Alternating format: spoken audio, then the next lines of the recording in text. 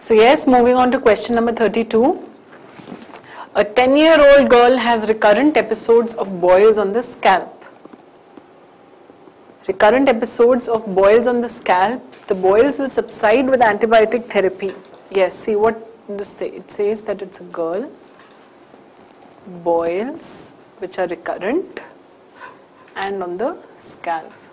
Subside with antibiotic therapy but recur after some time. Most likely cause of the recurrence is. What is the most likely cause of the recurrence? So it's a girl with scalp pyoderma, which is recurrent.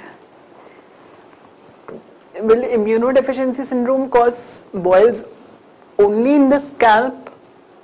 No, they will cause it all over the body. Will juvenile dermatitis, diabetes mellitus also cause it only on the scalp? No, it will cause it all over the body. Will HIV infection cause it only on the scalp? Again, all over the body. If somebody has a pediculous infection, they keep scratching excoriations, they can get secondary infected, give rise to boils. So a girl with long hair who has recurrent boils which keep recurring, the answer to this is pediculosis, means lice in the scalp. They are very, very important cause of recurrent secondary streptococcal infections in the children. Keep it in mind when you have a question like this, extremely important. All the rest three cause immunosuppression. They would cause a variety of infections. They will be more widespread. They may or may not respond to treatment, right? But here they are responding to treatment. They are recurring in a girl who is maybe school going. She's 10 years. Very high chances of having an infestation like pediculosis. This is the best answer here, pediculosis. Again, like scabies, I told you pediculosis is also a very important infestation caused by the pediculus group. You have three types. One which is involving the scalp, two which is involving the body, three which is involving the pubic area. So scalp is your pediculus capitis, pediculus corporis and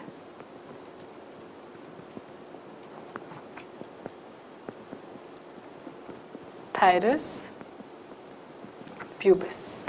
So scalp, body and pubic area, very, very important. This mite has 6 legs, which means 3 pairs of legs. Looks like this. You all have seen a lice in your life. So this is how it looks like. This 1 and 2 look like this, long, narrow body.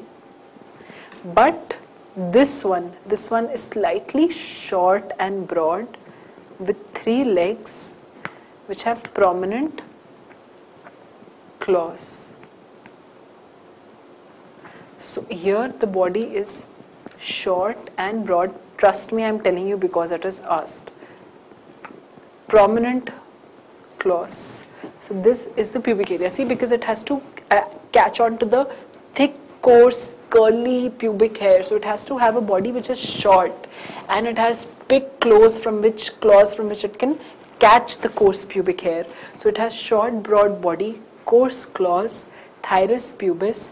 The other two are pediculus capitis and corporis. Correct? So this is about the organism. What else do you need to know? Clinical features. Scalp. It is going to cause itching. When you examine, you will see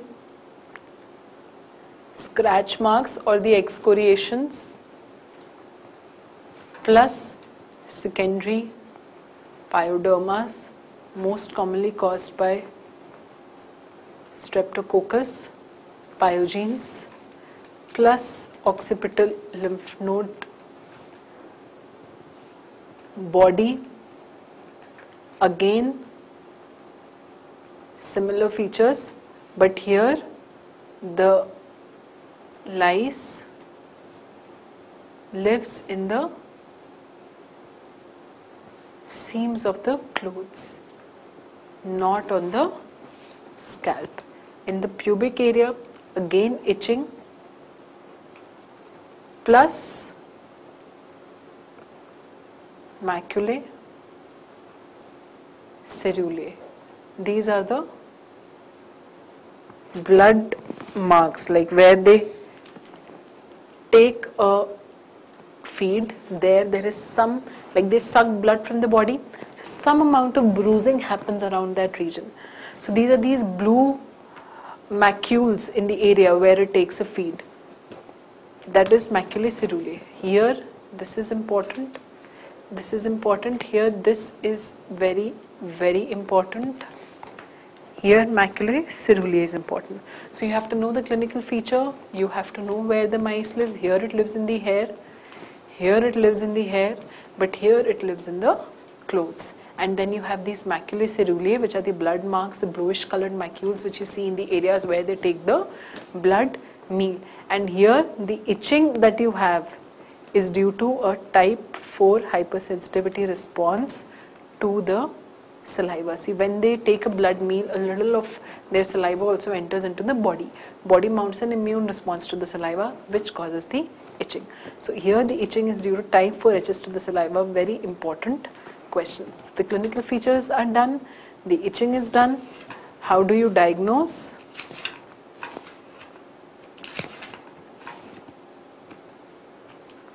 How do you diagnose? You diagnose by seeing active adult louse or their nits within 1 centimeter of the scalp. They are present on the hair, but they have to be present within 1 centimeter of the area. How do you treat? You treat them with permethrin 1% lotion.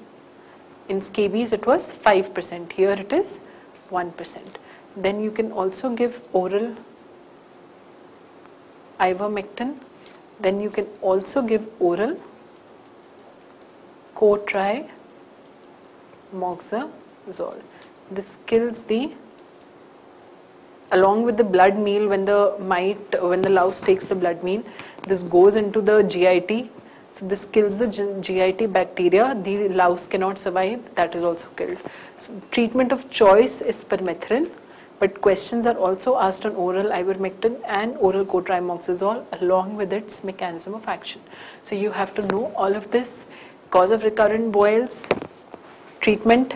One important point is that in pediculus corporis there is no role of treating the body. You have to wash the clothes because the lice is actually staying in the clothes. So there is no role of applying permethrin onto the body because the organism is in the clothes. So you either wash the clothes in a very hot water or you just burn them and kill the louse. Okay? Clear to everyone? Please remember, very important question. In pediculus corporis, there is no role of treatment of the patient. You have to treat the clothes. Clear? And just one more thing, remember that pediculus corporis is also called as vagabond's disease. This is also asked, important question.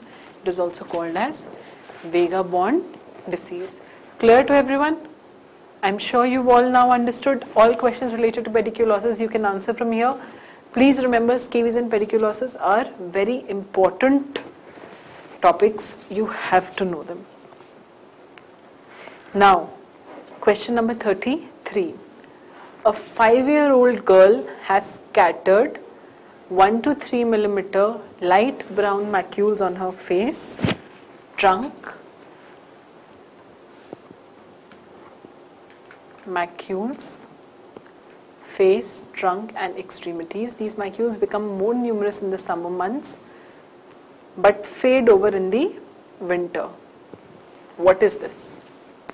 Very easy question, very important question.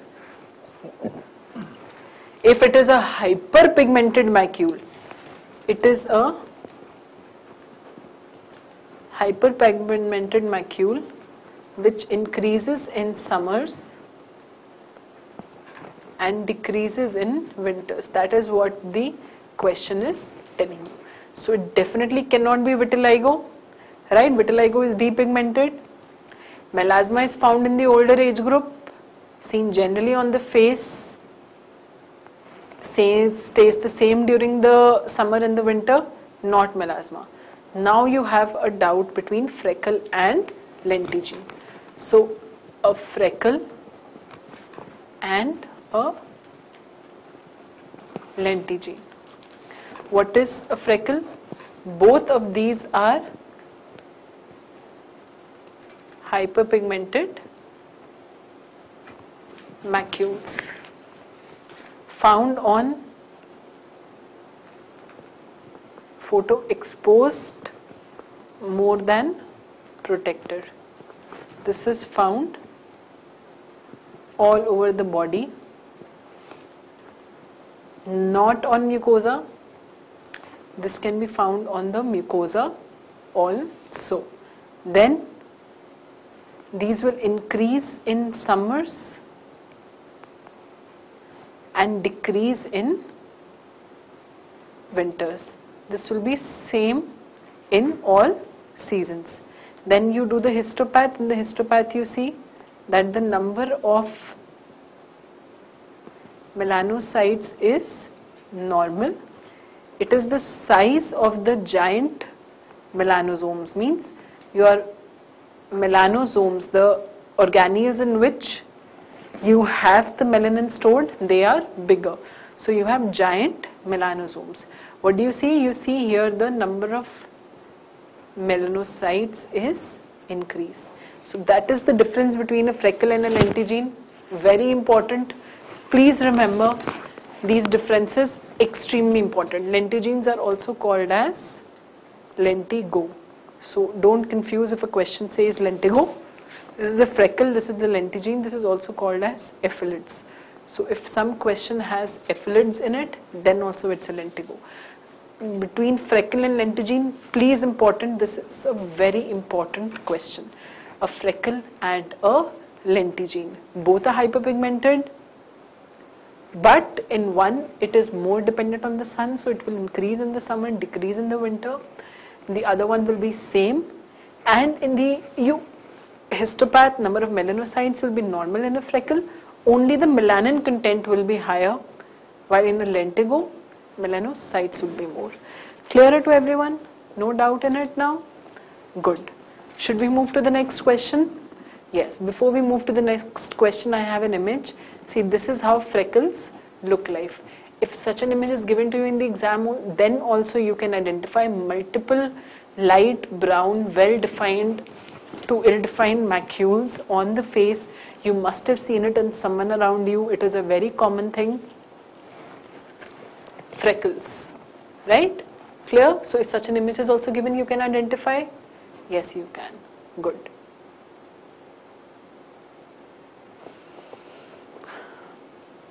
Now, moving on to question number 34. In acne rosacea, the main pathogenesis is? Yes. What is the main pathogenesis in acne rosacea? You know what acne rosacea is? Yes, you know. So tell me the main pathogenesis in acne rosacea. You know that it is a disorder of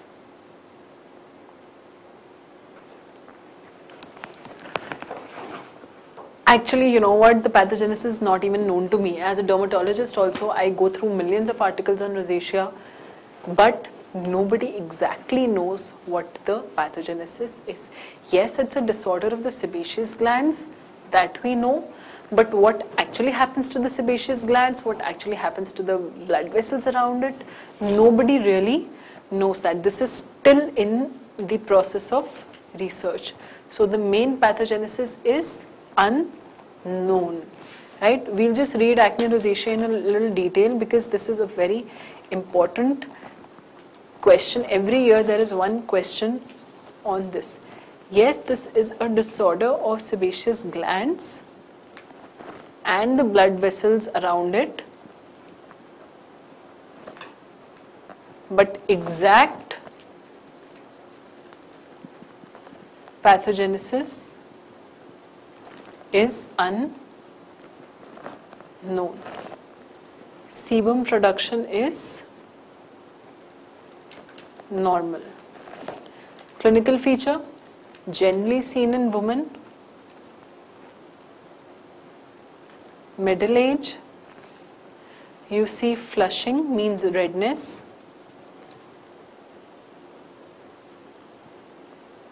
Plus telangiectasia, plus papules and pustules. Where do you see this? You see this on the convexities of the face, like your cheeks, nose, chin, forehead, but the creases are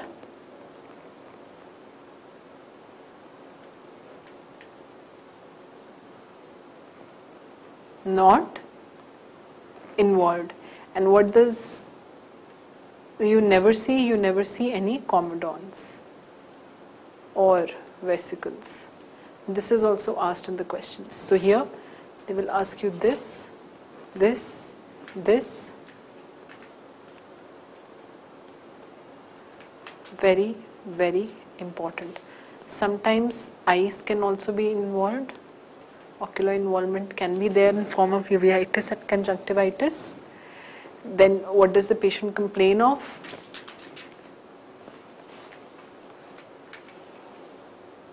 What does the patient complain of? The patient complains of burning sensation and increased redness on the face on eating hot, spicy food or alcohol intake. Spicy food, alcohol intake, or on emotional activity, like the patient is stressed, he's anxious or angry, or there has been a fight, so the face becomes red. It happens in a lot of us. Face becomes red when we are very angry, but that redness resolves. In a patient of rosacea, that remains. So that is acne rosacea. Treatment, you give oral doxy,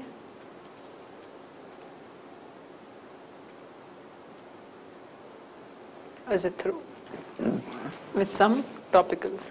So that is acne rosacea, very, very important. Every line that I have written is a question. Please keep them in mind. Please remember, acne rosacea, very important. Very, very, very. Clear to everyone? Yes. So here, in acne rosacea, the main pathogenesis is unknown. Sebum production is normal. There is increased reactivity of cutaneous blood vessels too? No. This is a clinical feature, but this is not a pathogenesis. So that is also not the answer. Clear to everyone? We move on to the next one.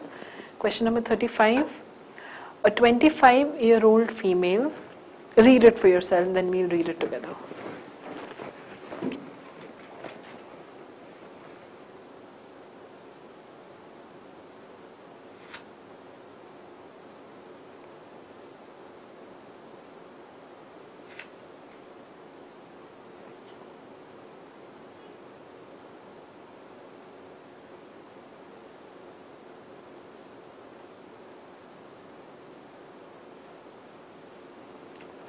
Clear everyone? Have you all read it?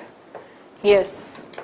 A 25-year-old female complains of a mole on her upper back, 6 mm in diameter, darkly pigmented, asymmetric, irregular border. What is the next step in the management? Yes, tell me what is happening here. Tell me what is happening.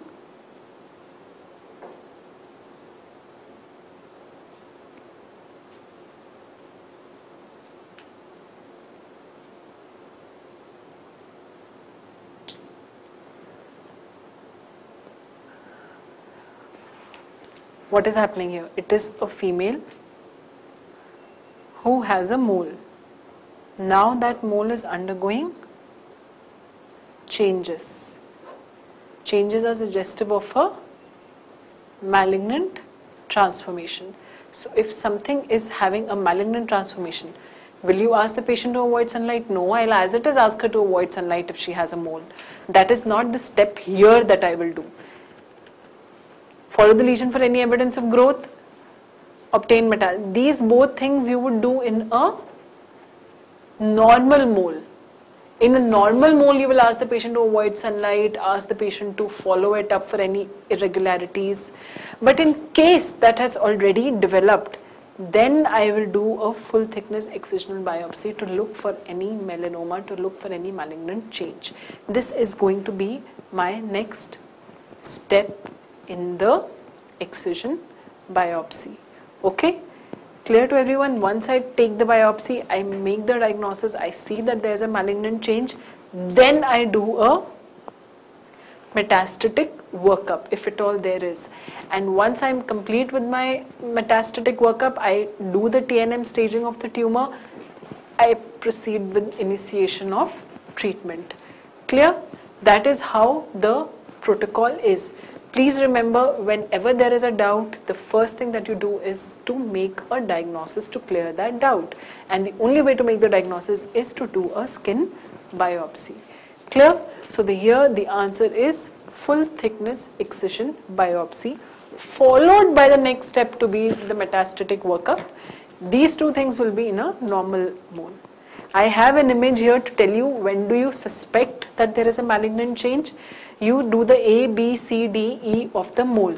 This is to be seen in wards. This is during the follow-up of somebody who has a normal mole. So when you do the follow-up of the mole, you see that it has its A, B, C, D intact.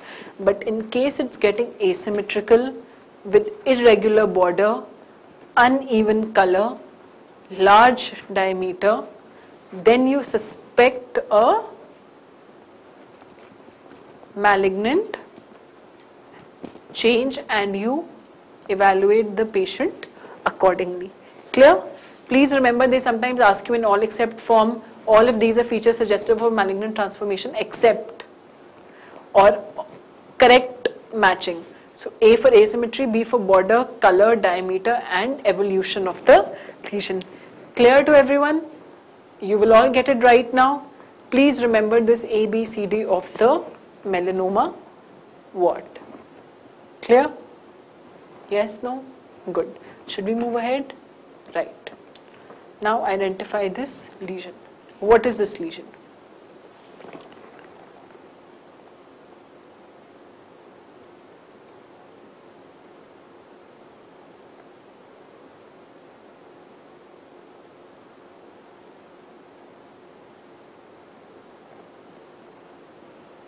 Clear everyone?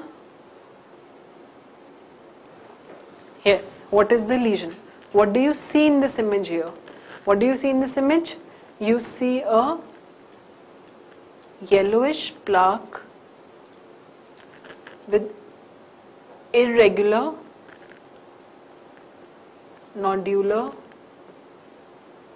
surface. That is what you see here, and it is present on the extensor aspect of the elbow. This is what you see in the lesion here. So when something is yellowish like this, you know that you're dealing with a fatty lesion. And if you're dealing with a fatty lesion, it's a xanthoma, right? So there are This is actually a fatty lesion made up of cholesterol. There are 4 main types. 1, eruptive. 2, tendon xanthoma, eruptive xanthoma. Tuberous xanthoma and xanthelasma palpebrarum. These are the 4 main types. These are small, flat papules which are of course yellow in color. They have a rapid evolution, means they come very rapidly. They can be found on palms, soles and anywhere on the body. These are eruptive. Like you see, small papules, they come like this. Then you come to xanthomas. These are bigger yellow nodules which come linearly along the tendons, most commonly the Achilles tendon. These are again bigger yellow nodules which come on the extensors of joints like the elbow joint, the knee joint, even the buttocks. So these come on the extensors, the tuberous ones, and these are again small flat plaques which come on the eyelids. You must have seen in elderly people around you those yellow plaques on the eyelids, marker of increased cholesterol in the blood. So these are the 4 main type of xanthomas. Depending on the location, you classify them. Eruptive ones generally palm, sole, small fat lesion. Tendon ones will be along these, even tendons they will come linearly. Tuberous will be on the elbows, on the knee joints, on the buttocks. Xanthelasma palpebrum on the eyelid. So these are the 4 main types. What do you see in the image there? Tell me. What do you see in the image here? In the image, what you see is on the elbow. So in the image,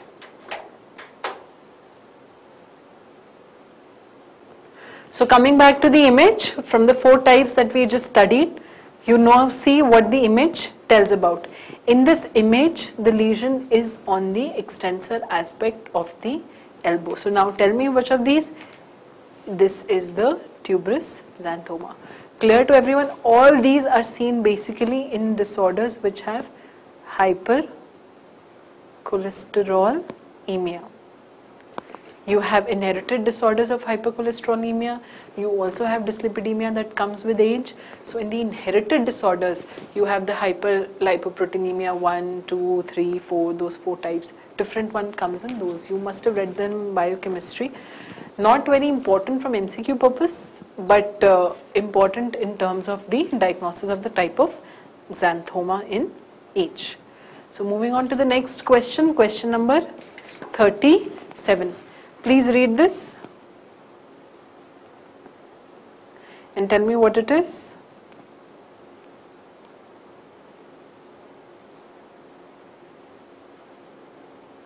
Please read this. This is a neonate who is presenting with seizures and a facial nevus. What is the diagnosis? So a nevus with a seizure. What is the diagnosis? The diagnosis is Sturge-Weber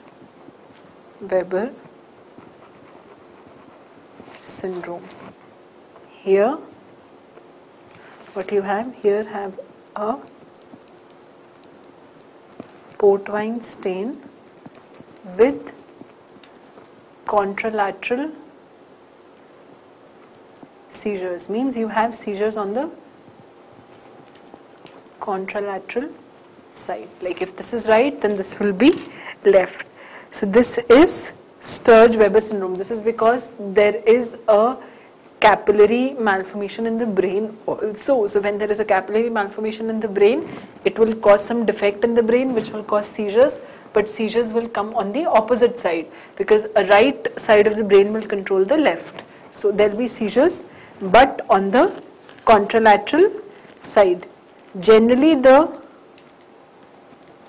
trigeminal nerves V1 and V2 area will be involved more, means the ophthalmic plus the maxillary area supplied by the trigeminal nerve, they will be involved in 90% of the patients with Sturge-Weber involvement. And the most common clinical features will be the reddish nevus on the face. Port wine stain is non-blanchable, so this will be non-blanchable, and it will be a persistent lesion, means it will not disappear all through the life of the patient, along with seizures, right, and which will be very difficult to treat, and this will become early in the age and then it will only become worse with side. And sometimes it can also involve eye, so the patient will have eye problem also. What will you see? Because these are blood vessels, when you do X-ray of the skin, X-ray of the scalp, you may or may not see the calcification in the X-ray because X-ray is not that sensitive, but if you do a CT scan, you will see the tram track or the railway track subcortical calcifications, right? So this is what you will see. How will you treat? You cannot treat the nevus per se, you can only give anti-epileptics to treat the epilepsy. Clear? Very important question. Port wine stain plus seizures. Seizures are due to intracranial capillary malformation. Then you see it in the V1 and the V2 area. Then you also see eye problems, and then you also see this tram track calcifications. Very, very important. This is how Sturge-Weber syndrome looks like. So this is the typical picture of a port wine stain. It is persistent, stays for life, does not regress. Remember this also. So Sturge-Weber is the most likely diagnosis. Port wine stain, tram track calcification. So the answer is D, all of the above. Clear to everyone? Good. We move on to the next question. The next is question number 38. What is this talking about? Read it.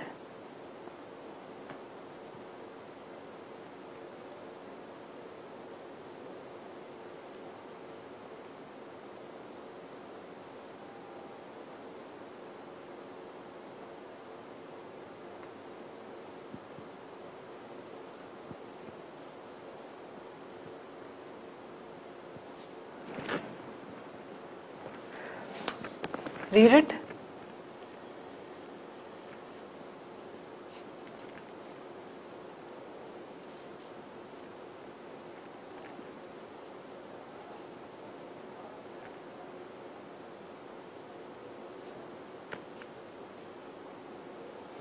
What is it talking about? It's talking about an infant with multiple bullous lesions on various locations of the body, followed by scarring. Yes, so this is an image that they've given you for reference. This is the thing. First you tell me what the diagnosis is. So this is an infant with bullous lesions which are healing with scarring.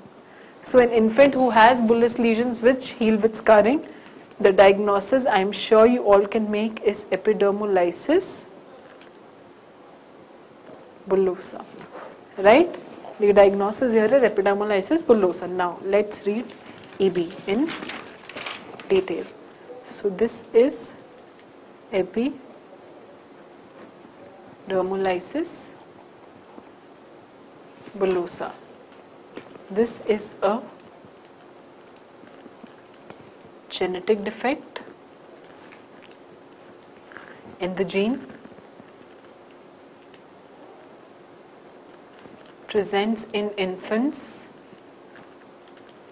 with bullous lesions, erosions, especially on the trauma prone or the pressure sites. Mucosa can also be involved.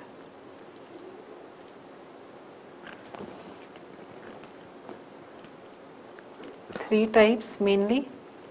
One is the EB simplex, then EB junctional, and then EB dystrophy. Hence, these are the three main types. This one involves the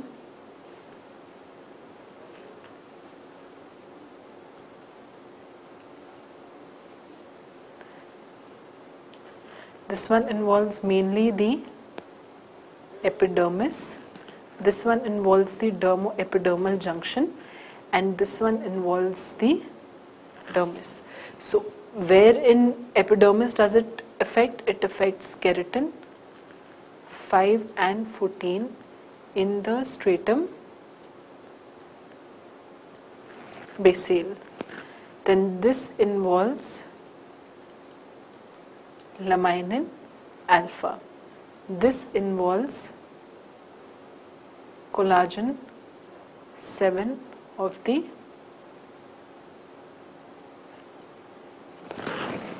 anchoring fibrils. So this is how it affects the different components. Please remember, very important. EB simplex, EB junctional, EB dystrophic. There is one fourth type which is called as Kindler syndrome. It has not yet been asked in questions, but it can be asked. This is EB dystrophic plus photosensitivity. So this is Kindler syndrome with EB dystrophic with photosensitivity. These are otherwise the main types. Inheritance can be autosomal recessive here. Here it is autosomal dominant or autosomal recessive. Here it is autosomal dominant or autosomal recessive. So there can be any type of inheritance. In these, the main thing is the bullae that happen.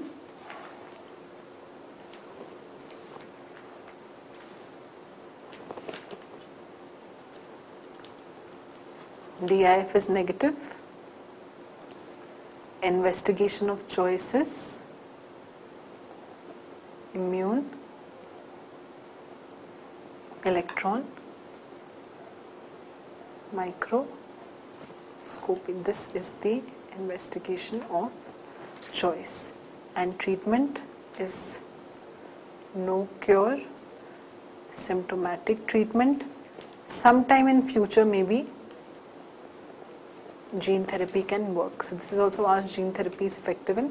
So gene therapy is effective. Since this is a genetic disorder with specific genes pinpointed which cause the defect, gene therapy in the future might correct those genes and help you give the patient a good quality of life. So gene therapy is a future in the management, but as it is, there is no cure, only symptomatic management. Very difficult to see these patients, like you hold them, skin erodes. You put them on the bed, their scalp will erode. This is how difficult it is to treat. But is this clear to everyone? Epidermolysis bullosa, very important. DIF negative, very important. Investigation of choice, very important. All of these are extremely important questions. Clear to you? Good. So here, let us read which of these is correct. So which of these is correct? Does Simplex have Laminin 5 defect? No. Dystrophic involves the dermoepidermal junction? No. Junctional 514? No. Dystrophic collagen 7? Yes. So this is the correct answer here. Clear to everyone? Good. Moving on to the next question. Next is a 25-year-old young adult female following lesions in the axilla as shown below. So what do you see in the image here? First you tell me what you see in the image here. What does the image tell you? One, we know it's an axilla. Two, we know it's a female. So the question tells us it's a female with lesions in the axilla. So what is there in the axilla? As you see in the image here, in the image you see multiple skin colored papules. So multiple skin colored papules in the axilla of the female. Let's go through the options. Hidradenitis suppurativa, no. There you have abscesses and nodules and scarring. Acne fulminans, again, no. You see multiple acne lesions. You see multiple comedons. No. The answer is Fordyce disease. Very important again. Extremely important.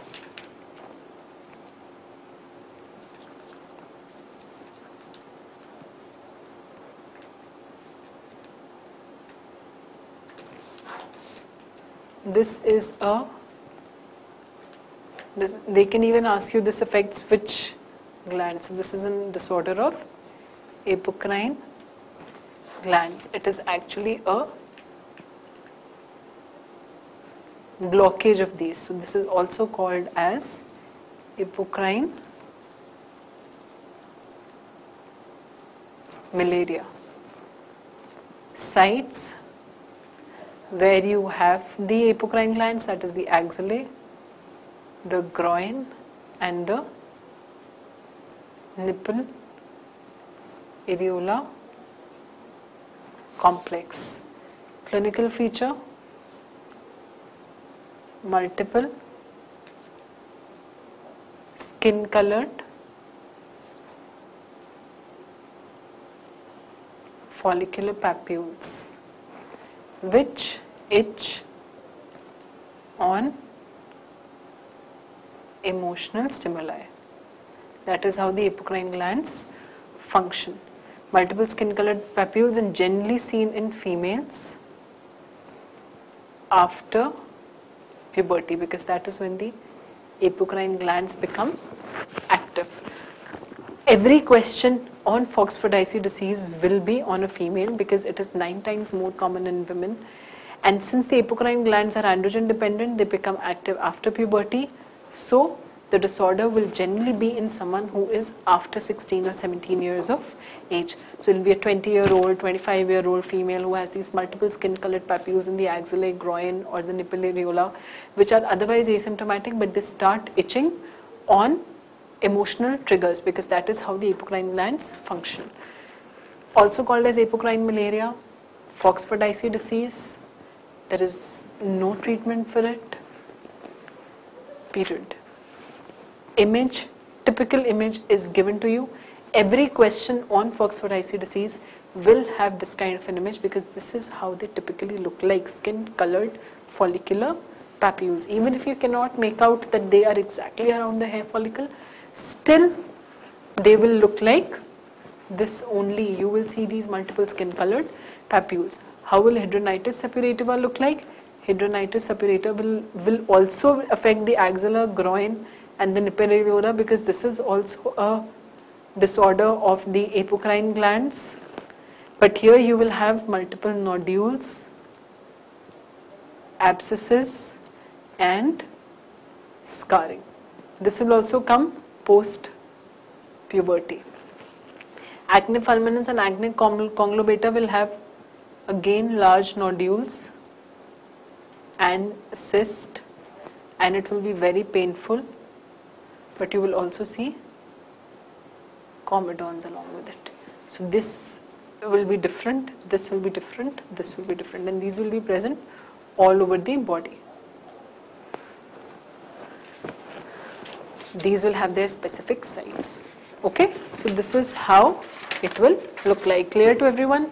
Now you can answer it. Extremely important. Moving on to the next one, question number 40. Following image shows. Look at the image. Tell me what it is showing.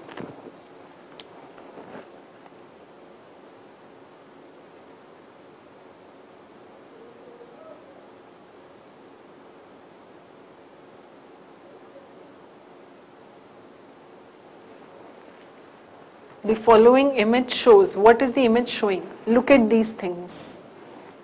Look at these things. The image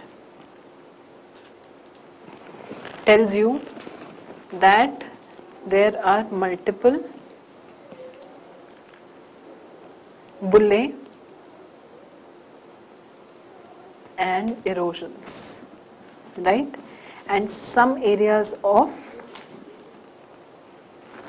crusting also. Does it look like an ecthyma? No. Erythrasma, I just shown you the image. Definitely not erythrasma. Impetigo contagiosa? No. नाम में ही bullous है. The name itself is bullous. The answer is bullous impetigo. Clear to everyone? You have impetigo. Two types, bullous and non-bullous. The bullous one is caused by Staph aureus. This is caused by strep pyogenes. Here you will have bullae with turbid pus in it, which will break down to form erosions. Here you will have just an erosion with honey colored crust on it, right? So this is the difference. Why does it form bullae? It forms bullae because the toxin of Staph aureus cleaves desmoglein 1, acts like pemphigus foliaceus, causes acantholysis, and thus a bullous eruption. So this is bullous impetigo, non-bullous impetigo. You have to remember the cause of both of them. You have to remember the clinical feature. Here this honey colored crusting is the clincher in most of the questions. Most common site is face. Most common age group is children. Okay, so toxin, also you have to remember that it works on desmoglein 1, causes acantholysis just like it does in pemphigus foliaceus, which also acts on desmoglein 1.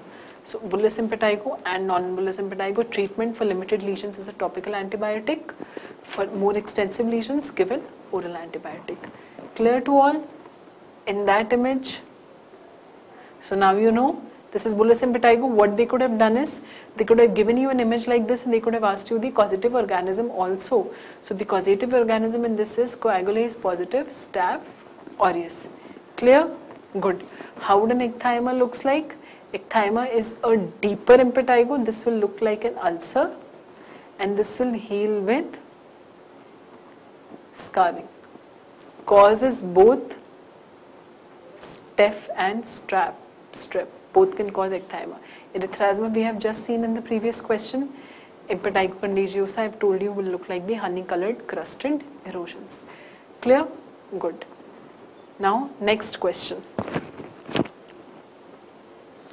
What is the next question? A long one. Still very simple. Please read it.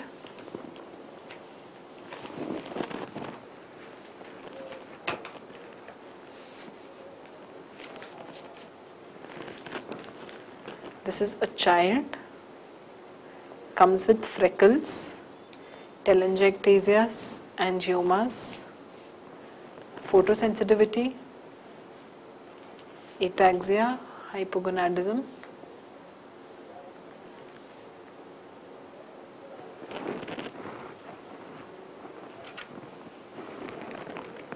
What is the answer? Tell me.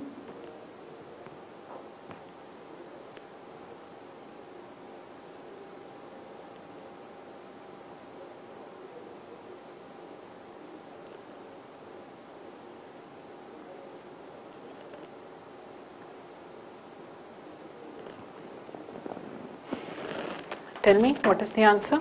Mother gives history of convulsions, mental retardation, metastasis is present, diagnosis.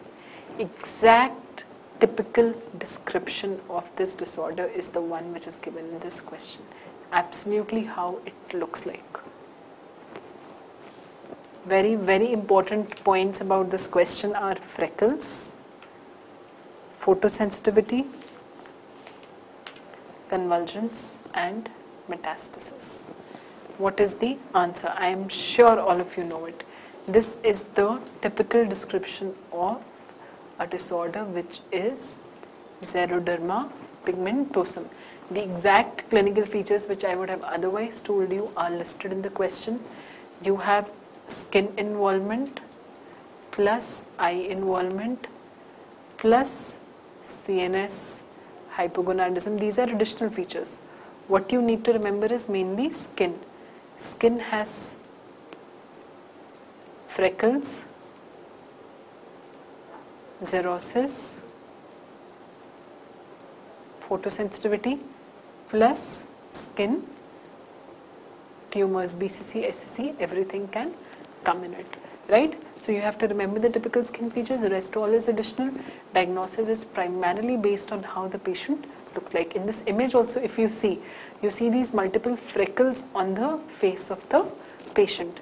Xeroderma pigmentosum. What is it actually? This is a defect of nucleotide excision repair. So there is defective DNA repair which leads to the malignant cells which would have otherwise gotten corrected coming into the picture, leading to predisposition to malignancies. And the inheritance you have to know is autosomal recessive inheritance, which is why the mother also has a history. Here, 25% chance of the baby having the disorder if it is autosomal recessive inheritance. Generally seen in consanguineous marriages because there the chances are higher. So autosomal recessive inheritance, family history may be present, defect of nucleotide excision repair, risk of malignancies. Generally the patient die by the age of 20 due to either their metastasis or what. Here even the 7-year-old child has the metastasis. He's gonna die anytime soon, right? What would be Cocaine syndrome? Cocaine syndrome will have similar features. Cocaine syndrome will have similar features, but here it will be the bird-headed facial appearance plus hydrocephalus plus short stature, but there will be no malignancies risk. Very, very important. There will be no risk of malignancy in Cocaine syndrome. Correct? No risk of malignancy in Cocaine syndrome. Bloom, we just read in the question before, here also there will be a risk of malignancy, but again short stature, small nose, prominent small face, prominent nose, poikiloderma, photosensitivity, that all will be there in Bloom. We've just read it. Cocaine I have told you, XP I have told you, neurofibromatosis 2 you have, it has vestibular schwannomas,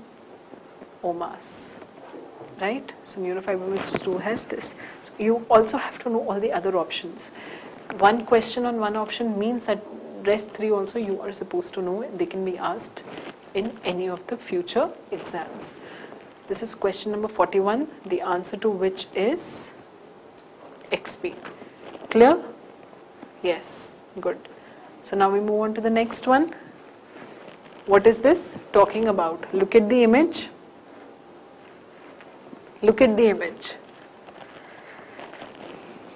This is the image of a vulva of the female who is sexually active, painful genital ulcers, undermined edges at a short duration, 8 days after the sexual contact. What is the diagnosis? A very easy question, absolutely no doubt in it. I know all of you will know that this is chancroid. Right? Typical description, short duration. There is absolutely no doubt in the diagnosis. It is a chancroid.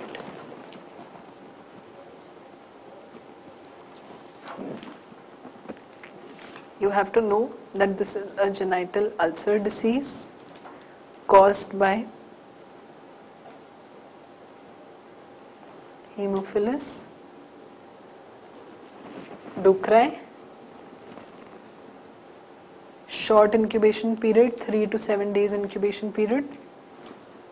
Clinical feature, multiple painful ulcers with undermined edges, ragged margins and necrotic slough on the floor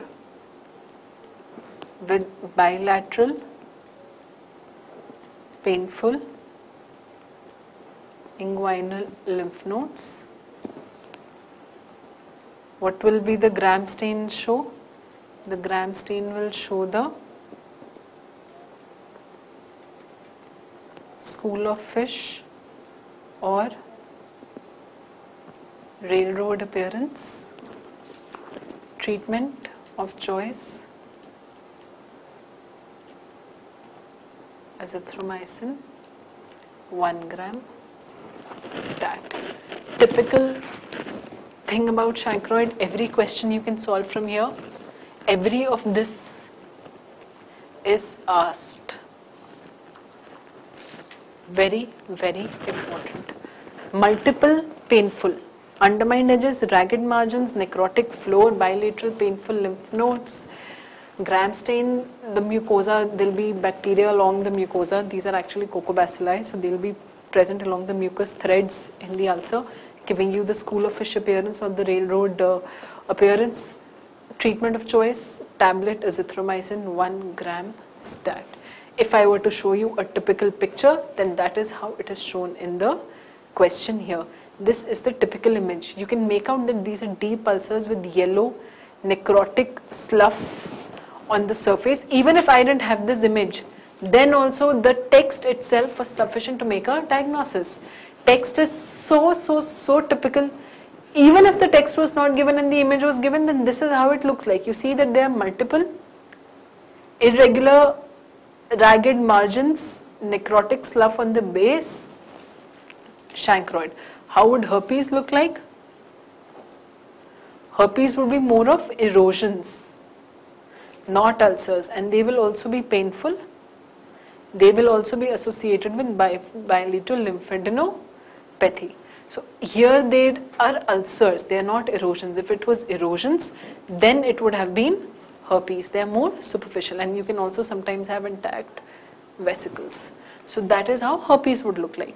How would LGV look like? LGV, the ulcer is transient and painless. So this is not certainly LGV. How is donovenosis? Donovenosis is more of a painless, beefy red ulcer. So this is not even donovenosis. Correct? Answer is chancroid. Clear to everyone? Yes, no? Can you see the image? This is the typical image. Right. Treatment of choice, azithromycin. Move forward, question number 43.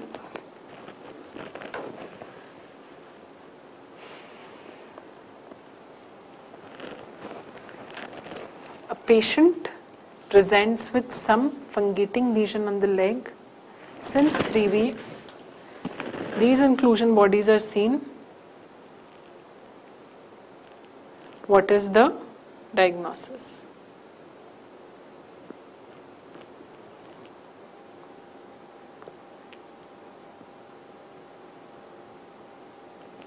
Wow, this I am sure a lot of you will not know because this is a very uncommon question. You don't even read it on a regular basis in dermatology, given in that one small corner in the textbook somewhere. So I will not be surprised if you have any doubt, but still take a guess. What does the question say? The question say that it's a patient, fungating lesion, 3 weeks duration. See these inclusion bodies. Doesn't look like aspergillus. Aspergillus mainly causes systemic infection. Rhizopus causes a different kind of a clinical picture. No. Penicillium, no. The answer here is Cladialophora. What do you see in the image here? I know that showing the image to you will not help you in making the diagnosis. That is why I did not concentrate on the image here. Because, okay, still, let us see what the image shows. Image is showing you a verrucous plaque. Something which is very rough, which is very irregular, very thick on the leg, means a trauma-prone site. Most of the fungal infections are caused due to trauma with the plant, thorn, or animal matter, vegetable matter, because that is where these fungi are generally found. So in this lesion, most of these will be either on the hand or the legs. Take a skin biopsy, see the inclusion body. This is how the inclusion body looks like. These inclusion bodies are coin-shaped. See, in no question will both these things be given.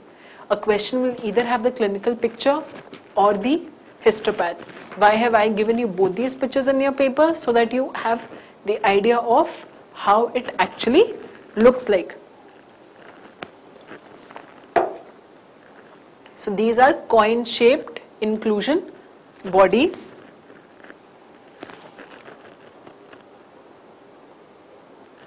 A verrucous plaque or a lesion with coin-shaped copper-colored inclusion bodies. This is the typical description of something which is called as chromoblastomycosis. This is a typical clinical picture of chromoblastomycosis. This is a fungal infection caused by trauma through vegetable matter in the feet and the arms, whichever is the more prone site. Inclusion bodies are called as copper coin bodies or medlar bodies. Again, very typical to this, caused by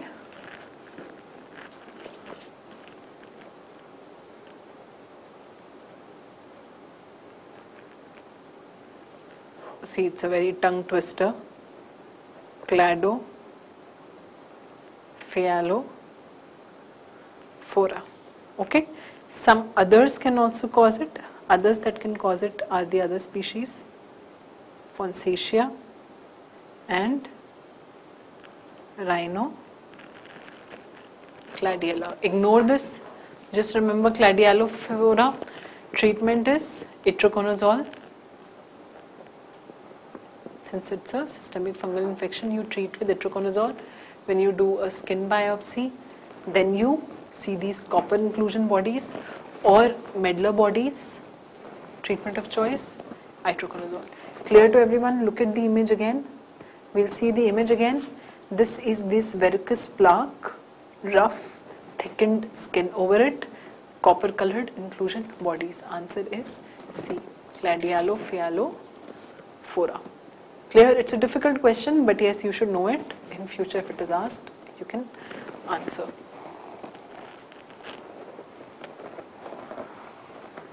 What lab result is used to confirm the causative agent of the following disease? See the image. Tell me what you see in the image here. What lab result is used to confirm the causative agent of the following disease?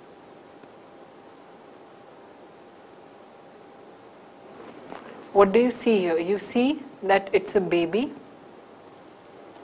Baby has peeling of skin over entire body. So peeling of skin over entire body in a baby, what is the diagnosis? Tell me, very simple one. Like in a question also it is asked, a 1-month-old baby had skin tenderness along with peeling of skin over the entire body. What is the treatment of choice? What is the diagnosis? The diagnosis here is 1S, 2S, 3S, 4S. What is the diagnosis? The diagnosis is Staphylococcus scalded skin syndrome. Staphylococcal scalded skin syndrome. That is the diagnosis here. So what is it caused by?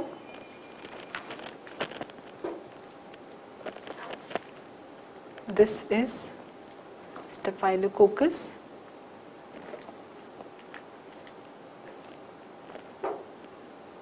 caused by Staph aureus, which is coagulase positive. Then there is a local site of infection.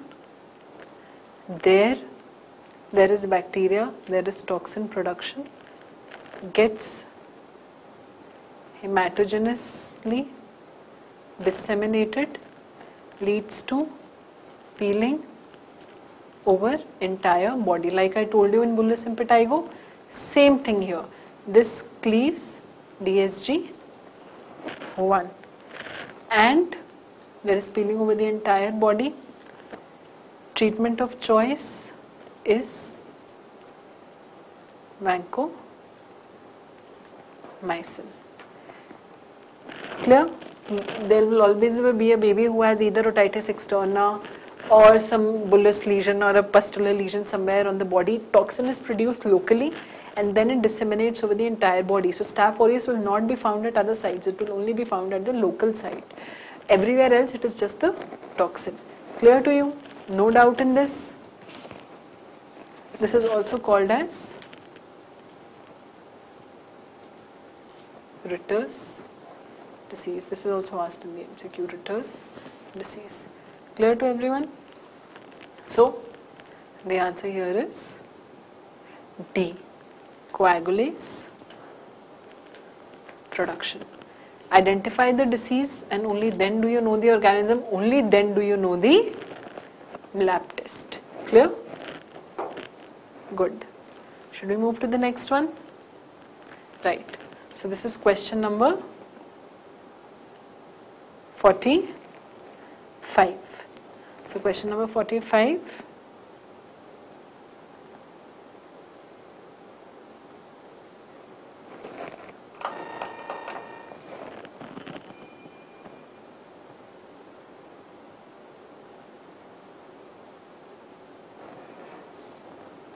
Read it, tell me what it is. Tell me what it is.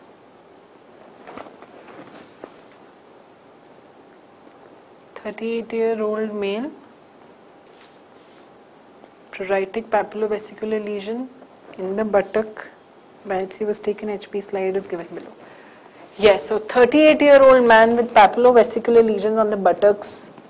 What can be your differentials? It could be dermatitis herpetiformis.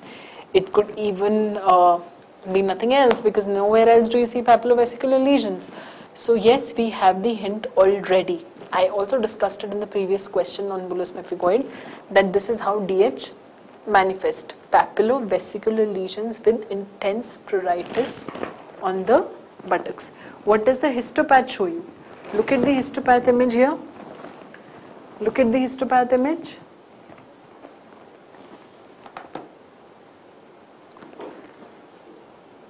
What do you see in the histopath here? You see that the epidermis is normal, dermis is normal.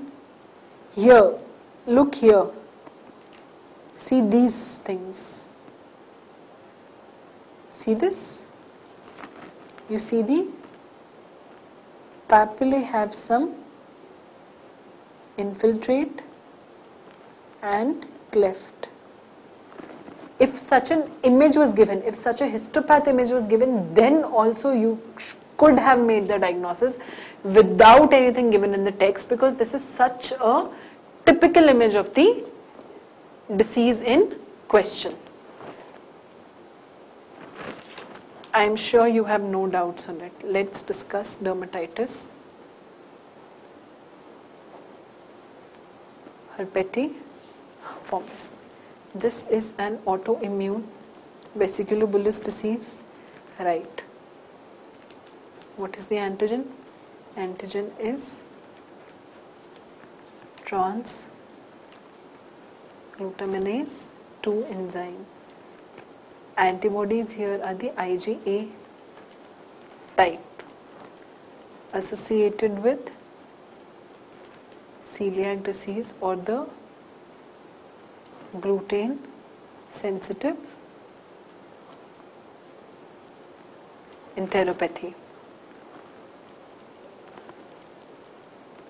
Typical clinical feature: it will be an adult mostly with papillo. Every question on DH will mention this: papillovesicular lesions on extensors which are very, very itchy. Histopath: papillary tip, neutrophilic abscess, with of course the cleft also in this same pattern. DIF will be granular IgA at dermoepidermal junction. Clear? Granular IgA at dermoepidermal junction. Treatment: cessation of gluten plus steroids plus dapsone. Steroids plus dapsone. Clear to everyone? This is how dermatitis herpetiformis looks like. So this is an antigen, transglutaminase 2, IgA, celiac. All of these are questions. All of these. Even the cell type they ask you, neutrophils.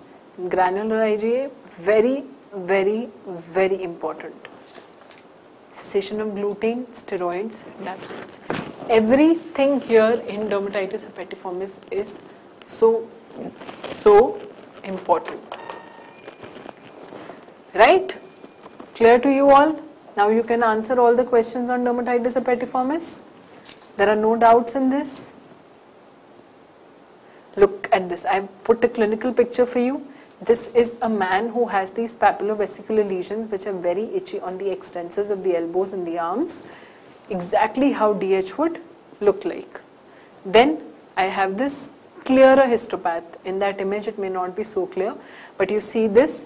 This is the cleft, which is the vesicle at the papillae. Then this neutrophilic abscess here in the papillae. So the subepidermal cleft, neutrophilic abscesses in the papillae. Typical histopath of DH. And if there were to be a DIF, because the major amount of infiltrate is in the papillae, you do the DIF, it will be the Like this is the papillae.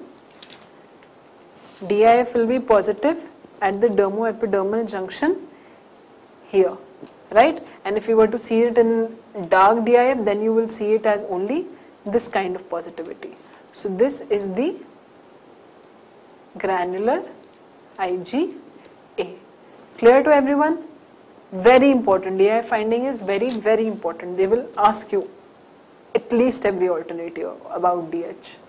Gluten cessation is extremely important because even if the celiac disease is not manifest clinically, there will be some amount of subclinical gluten sensitivity, cessation of which is very important for management of the disease. Patients will never completely respond unless and until you ask them to stop wheat in their diet.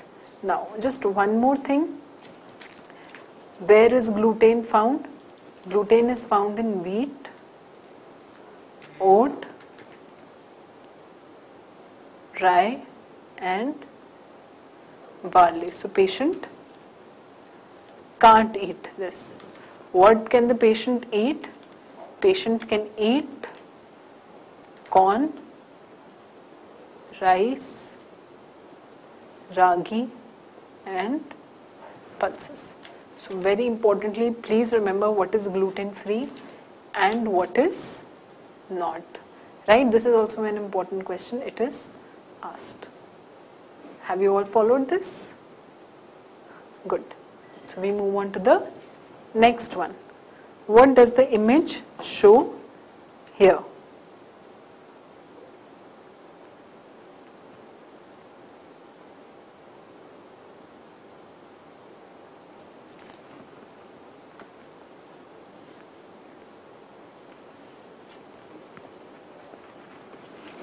What does the image show here? It shows a patient from Delhi, means an urban area, presented with an ulcer bitten by an insect. What is the diagnosis? What do you see in the image? What is the diagnosis?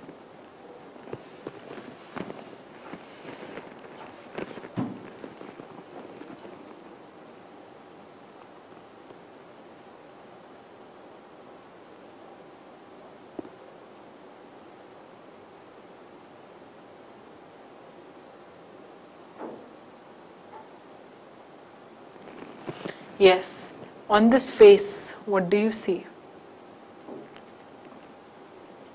What do you see in the image?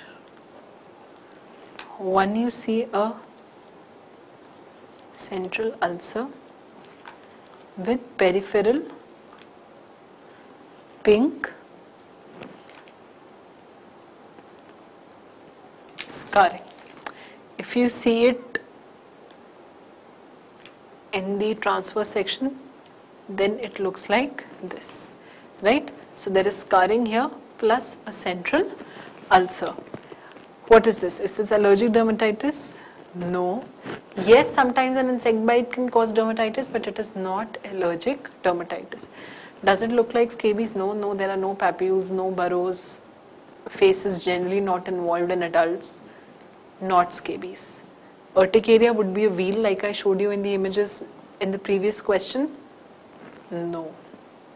Even if you don't know the answer, you can eliminate. If you know the answer, excellent. Cutaneous leishmaniasis is the answer here. No doubt in that?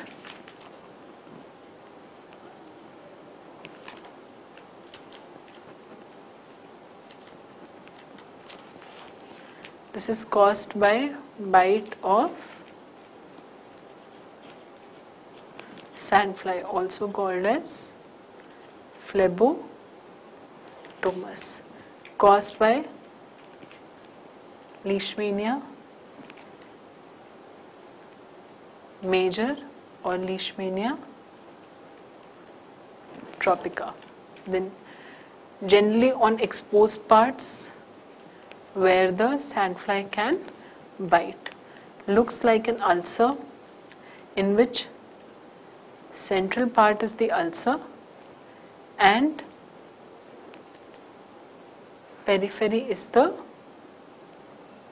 scarring. Like I showed in the image there, looks like a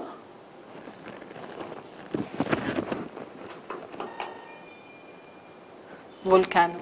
So this is also called as volcano sign. So this is also called as the volcano sign. Clear to everyone? So yes, let's read about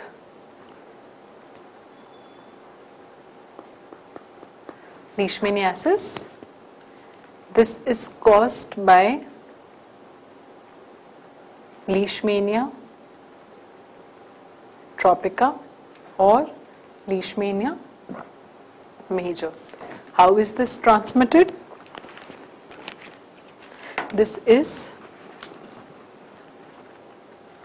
transmitted by the bite of sandfly, which is also the phlebotomus. Sometimes in some questions you might be given it as phlebotomus. So phlebotomus is the name of the sandfly, the scientific name. Organism is Leishmania tropica or Leishmania major. Correct? Then there are two types. One is the rural type or the moist type. Other is the urban type or the dry type. This forms the ulcer. This forms the nodule. Since this is caused by the bite of the sandfly, these are generally found on the exposed sites like the face, the arm, the leg, the ones that are generally uncovered by clothes, where the sandfly can actually come and bite. So organism, transmission, types, exposed sites. Then how much does the typical lesion look like? Typical lesion looks like an ulcer in the center,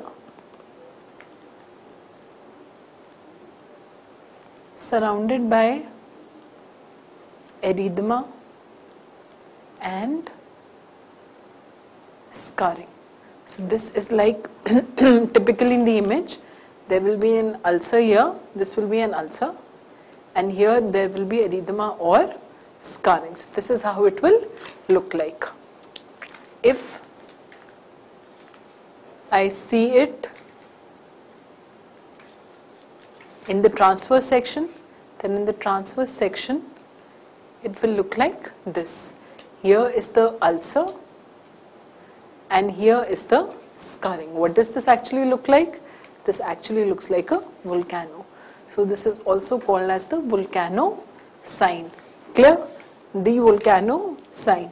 Sometimes what the question will tell you, the question will actually tell you that there is an ulcer which has central location plus